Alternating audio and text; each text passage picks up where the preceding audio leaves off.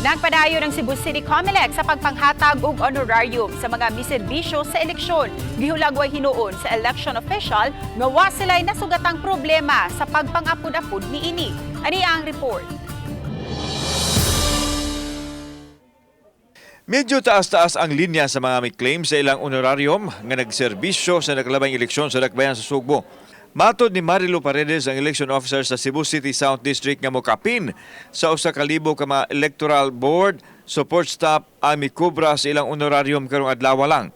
Hinoon, naapsay ra kini sang litpas-pas man ang proseso. All is going well. Nakapila ato mga electoral board support staff.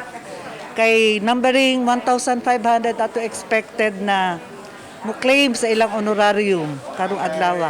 Samtang ipahibaw ni Paredes nga kutob ra karong adlaw ang ilang distribution diha sa Legislative Building sa Capitol Compound kay mobalik na sila sa Cebu City Comelec Office sugod ugma.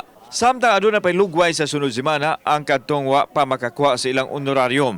Giawhag sa Comelec ang tanan nga mo claim na aron ilaon sa masugdan ang liquidation. If ever dito mahuman karong adlaw kay naay wala mo claim, I'm giving them until next week to claim their honorarium kay lisod pod na kami po'y anuhan sa Manila na dili mi ka liquidate sa amua on time. Kauban si Clover Lumayag, ako si Alan Domingo.